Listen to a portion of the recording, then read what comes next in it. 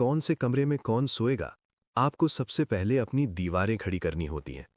आपको ये जानना होता है कि आपकी ज़मीन कहाँ तक है।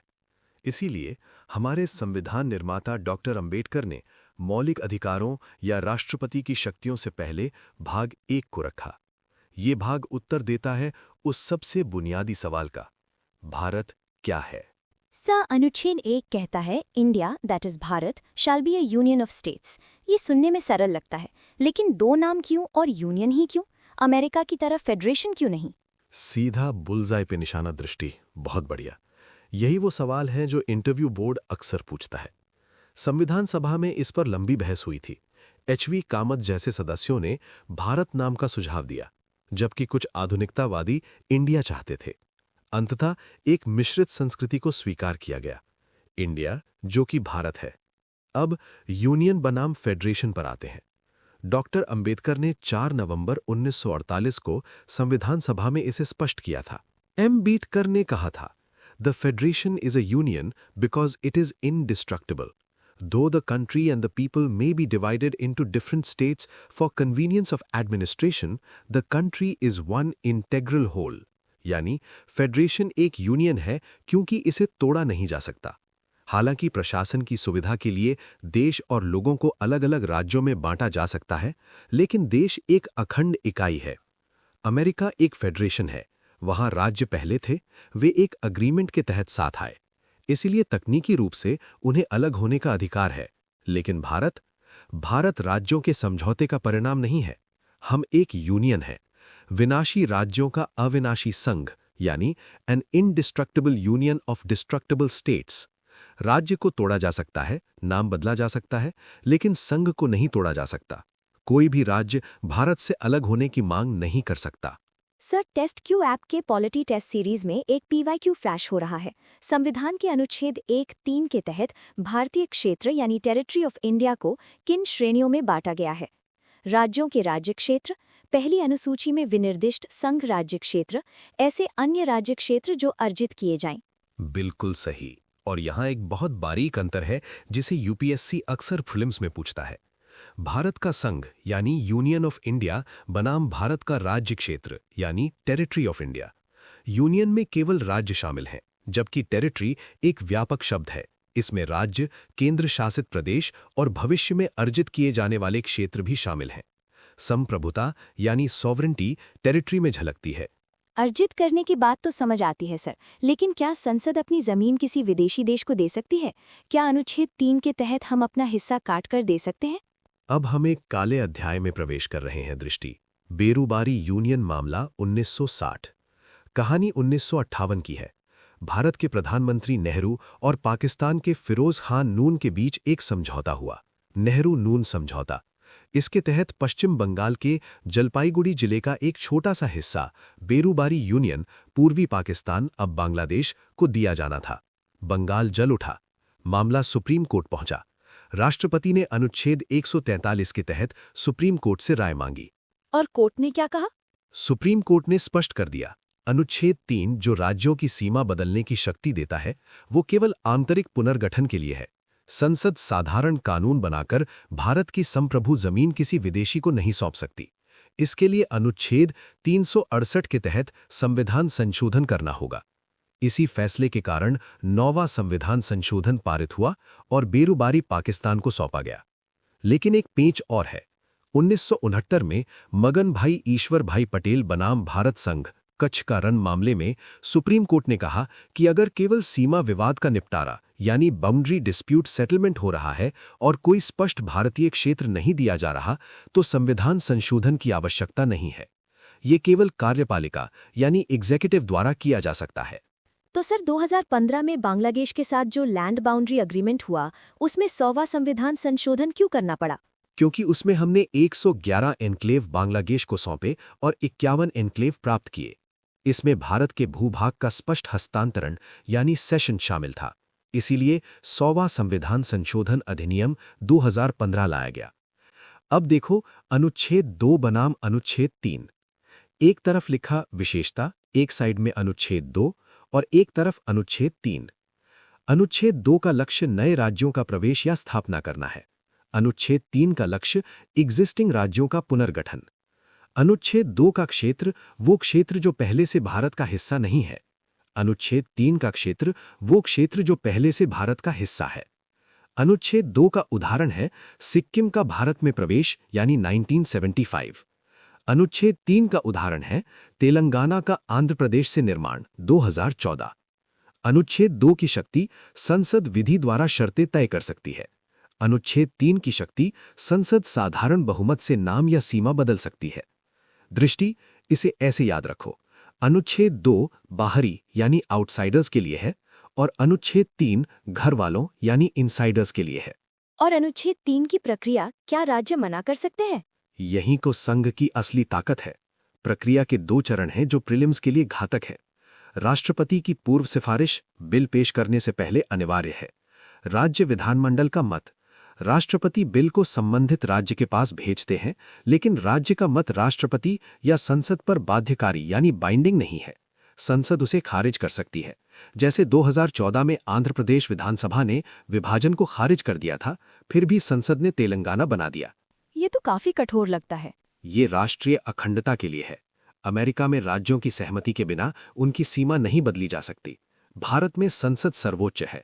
और अंत में अनुच्छेद 4 कहता है कि अनुच्छेद 2 और 3 के तहत किए गए बदलाव अनुच्छेद 368 के तहत संविधान संशोधन नहीं माने जाएंगे। यानी ये सब साधारण बहुमत से हो सकता है। अब आते हैं एकीकरण का रक्त रंजित इतिहास 1947 to 1956, the bloody history of integration. 552 रियासतों का खेल, the game of 552 princely states. 1947, अंग्रेज हमें एक पहेली देकर गए। भारत की भौगोलिक सीमा में 552 रियासतें थीं। 549 ने आसानी से भारत में विलय कर लिया। सरदार पटेल और वीपी मेनन की कूटनीति काम आई, लेकिन 3 रियासतें अड़ गईं। जूनागढ़, कश्मीर और हैदराबाद। बिल्कुल। जूनागढ़ नवाब मुस्लिम जनता हिंदू जनमत संग्रह हुआ, जनता ने भारत को चुना, फरवरी 1948। कश्मीर पाकिस्तानी कबायलियों के हमले के बाद महाराजा हरि सिंह ने 26 अक्टूबर 1947 को विलय पत्र पर हस्ताक्षर किए। हैदराबाद, ये सबसे कठिन था। निजाम उस्मान अली खान को आज़ाद रहना था। उन्होंने रजाकारों की फौज को जनता पर छोड़ दिया। ऑपरेशन पोलो, सितंबर 1948। इसे आधिकारिक रूप से पुलिस कार्यवाही कहा गया, लेकिन ये पूरी तरह से मिलिट्री अभियान था। 17 सितंबर 1948। इस तस्वीर के साथ भारत के पेट का अल्सर ठीक हो गया।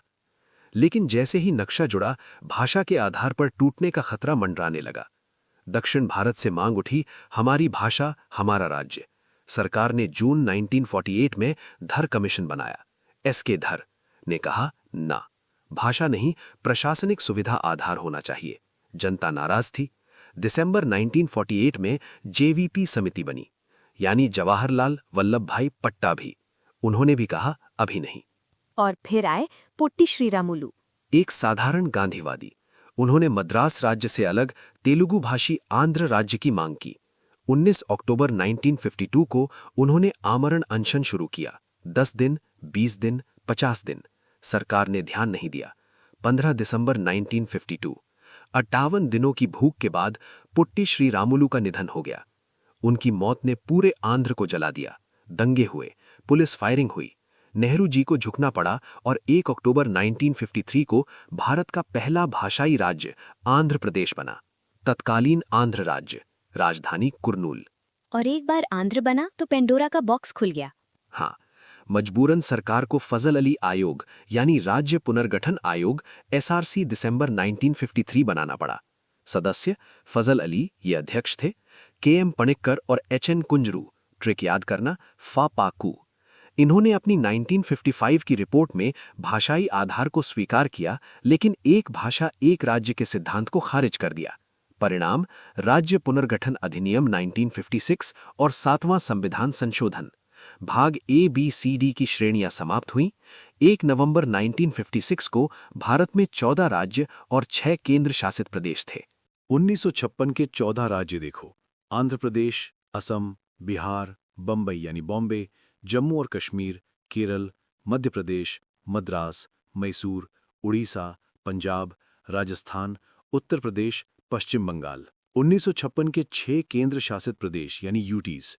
फर्स्ट, अंडमान और निकोबार द्वीप समूह, दिल्ली, हिमाचल प्रदेश, लक्षद्वीप, मिनिकॉय और अमीनी दीवी यानी लक्षद्वीप, मणिपुर, त्रिपुरा। अब देखते हैं 1956 के बाद का Bharat, post 1956 evolution and chronology. अब हम 1956 से 2026 की यात्रा करेंगे। यहाँ से सबसे ज्यादा प्रश्न आते हैं। 1960 में बंबई जल रहा था। मराठी लोग संयुक्त महाराष्ट्र चाहते थे और Gujarati Mahagujarat. Flora fountain, Mumbai, police firing में 106 लोग मारे गए। आज उसे हुतात्मा चौक कहते हैं। परिणाम, 1960 में बंबई का विभाजन हुआ। महाराष्ट्र बंबई के साथ, गुजरात 15वां राज्य। सर, इसे याद रखने की कोई ट्रिक? बिल्कुल, ये रही मानसर की मास्टर ट्रिक। इसे नोट कर लो। हवा में चमकते हुए शब्द आते हैं। आम गुनाह है, मैम तुसी गाओ, छाता उठाओ और झाड़ू तोलो। आम, AM, Andhra 1953, Maharashtra 1960। Guna, GUNA, Gujarat 1960 15th, Nagaland 1963 16th। Hey, HE, Haryana 1966 17th, Shah आयोग की सिफारिश पर पंजाब से अलग। ही, HI, Himachal Pradesh 1971 18th, UT से राज्य बना। Ma'am, MAM, Manipur 1972 19th, Meghalaya 1972 21st। TU, Tripura 1972 20th। CSI, Sikkim 1975 22nd। गाओ, GAO, Mizoram 1987 23rd, Arunachal 1987 24th, Goa 1987 25th। छा, CHA, छत्तीसगढ़ 1 नवंबर 2000 26th, MP से। U, उत्तराखंड 9 नवंबर 2000 27th, UP से। झा, JHA, झारखंड 15 नवंबर 2000 28th, बिहार से। तोलो, TOLO, तेलंगाना 2 जून 2014 29th, आंध्र प्रदेश से। वाह, आम गुनाह है, ये तो कभी नहीं भूलेगा। अब देखते हैं सिक्किम की अनकही कहानी, the untold story of Sikkim. Sikkim की कहानी सबसे अलग है। 1947 तक ये एक भारतीय रियासत थी, लेकिन इसे संरक्षित राज्य यानी प्रोटेक्टोरेट का दर्जा मिला था। यहाँ चोग्याल यानी राजा का शासन था। 1974 में वहाँ की जनता ने विद्रोह किया।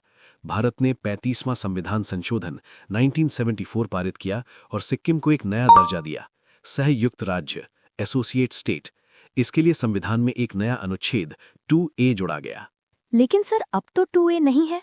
सही, ये प्रयोग केवल 1 साल चला। 1975 में जनमत संग्रह हुआ। 97.5% लोगों ने राजशाही के खिलाफ वोट दिया। फिर आया 36वां संविधान संशोधन 1975। सिक्किम भारत का 22वां पूर्ण राज्य बन गया। अनुच्छेद 2A को हटा दिया गया और विशेष प्रावधानों के लिए अनुच्छेद 371F जोड़ा गया। 26, 5 अगस्त 2019, भारतीय इतिहास का एक निर्णायक दिन था। धारा 370 को कमजोर किया गया। जम्मू और कश्मीर पुनर्गठन अधिनियम 2019 पारित हुआ। राज्य को 2 केंद्र शासित प्रदेशों यानी यूटीज में बांट दिया गया। जम्मू और कश्मीर विधायिका यानी लेजिस्लेचर के साथ, लद्दाख बिना विधायिका के। ये 31 अक्टूबर 2019 सरदार पटेल जयंती से लागू हुआ। इससे राज्यों की संख्या 29 से घटकर 28 हो गई। और दादरा और नागर हवेली? प्रशासनिक सुविधा के लिए दादरा और नागर हवेली तथा दमन और दीव संघ राज्य क्षेत्रों का विलयन अधिनियम 2019 द्वारा दोनों यूटीज को मिला दिया गया। ये 26 जनवरी 2020 से लागू हुआ। तो दिसंबर 2025 तक का अंतिम स्कोर क्या है? 28 राज्य और 8 केंद्र शासित प्रदेश। अब देखो लद्दाख का आक्रोश और 2026 के मुद्दे यानी प्रोटेस्ट्स एंड डिमांड्स। कहानी यहाँ खत्म नहीं होती दृष्टि। 2024 और 25 में लद्दाख सुलग रहा है। ले एपिक्स बॉडी LAB और करगिल डेमोक्रेटिक अलायंस KDA की मांगे स्पष्ट हैं। पूर्ण राज्य का दर्जा, स्टेटहुड, 6ठी अनुसूची 6th शेड्यूल में शामिल करना, जनजातीय संस्कृति और जमीन की रक्षा के लिए। 2025 में सोनम वांगचुक के नेतृत्व में पश्मीना मार्च ने दुनिया का ध्यान खींचा। केंद्र सरकार पर्वतीय परिषदों को सशक्त बनाने पर बात कर रही है, लेकिन 6ठी अनुसूची पर गतिरोध बना हुआ है। और कोई एक्टिव मांगे? हाँ, गोरखालैंड। 2024 के अंत में दार्जिलिंग में फिर से सुगबुगाहट हुई। केंद्र ने वार्ताकार नियुक्त किया है। इसके अलावा महाराष्ट्र में विदर्भ की मांग अभी भी जीवित है। अब चलो क्षेत्रीय परिषदें और टेस्ट क्यू ऐप के जादू की तरफ। कोऑपरेटिव फेडरलिज्म का मंच, जोनल काउंसिल्स। इतने राज्यों को साथ रखने के लिए हमें गोंद की जरूरत थी, वो है गुजरात की क्षेत्रीय परिषदें। ध्यान देना, ये संवैधानिक निकाय यानी कॉन्स्टिट्यूशनल बॉडीज नहीं हैं, ये सांविधिक हैं जिन्हें राज्य पुनर्गठन अधिनियम 1956 द्वारा बनाया गया। फर्स्ट, नॉर्दर्न मुख्यालय नई दिल्ली। सेकंड, सेंट्रल मुख्यालय प्रयागराज। थर्ड, ईस्टर्न मुख्यालय कोलकाता। फोर्थ, वेस्टर्न मुख्यालय मुंबई। फिफ्थ, सदर्न मुख्यालय चेन्नई। इसमें अध्यक्ष केंद्रीय गृह मंत्री सभी के लिए कॉमन और उपाध्यक्ष राज्यों के मुख्यमंत्री रोटेशन से 1 साल के लिए। और पूर्वोत्तर? वो इन 5 में नहीं है। उनके लिए पूर्वोत्तर परिषद अधिनियम 1971 के तहत नॉर्थ ईस्टर्न काउंसिल बनाई गई। मुख्यालय शिलोंग। इसमें 8 राज्य हैं, 7 सिस्टर्स प्लस सिक्किम। हाल ही में 72nd NEC plenary meeting Agartala में हुई, जहां एक्ट ईस्ट पॉलिसी और सीमा विवादों पर चर्चा हुई। अब समय है ये देखने का कि क्या तुमने सच में सीखा है। ये सवाल कठिन कथन कारण वाला है। टेस्ट क्यू ऐप के हार्डेस्ट हिट्स सेक्शन से। बताओ। कथन ए, संसद साधारण बहुमत से किसी भारतीय राज्य का क्षेत्र किसी विदेशी राज्य को सौंप सकती है। कारण आर, संविधान का अनुच्छेद 4 घोषित करता है कि अनुच्छेद 2 और 3 के तहत बनाए गए कानून अनुच्छेद 368 के तहत संविधान संशोधन नहीं माने जाएंगे। कथन ए गलत है। बेरुबारी मामले में सुप्रीम कोर्ट ने कहा था कि विदेशी राज्य को क्षेत्र सौंपने के लिए अनुच्छेद 368 के तहत संशोधन जरूरी है, विशेष बहुमत से। साधारण बहुमत से ये नहीं हो सकता। कारण आर अपने आप में सही है, अनुच्छेद 4 यही कहता है, लेकिन ये कथन ए की व्याख्या नहीं करता, क्योंकि कथन ए ही गलत है। तो उत्तर होगा ए गलत है लेकिन आर सही है। शानदार, यही स्पष्टता चाहिए। दोस्तों, ऐसे ही ट्रिकी सवालों की प्रैक्टिस के लिए टेस्ट क्यू ऐप डाउनलोड करें। भारत का नक्शा केवल लकीरें नहीं है, ये पोट्टी श्री रामुल्लू का त्याग है, सरदार पटेल का लौह साहस है और संविधान की लचीली शक्ति है। साथियों, 1 मिनट मेरी बात ध्यान से सुनिए। जैसा कि आप देख रहे हैं, मान एजुकेशन चैनल पर हम संविधान और राज्य किया गया है।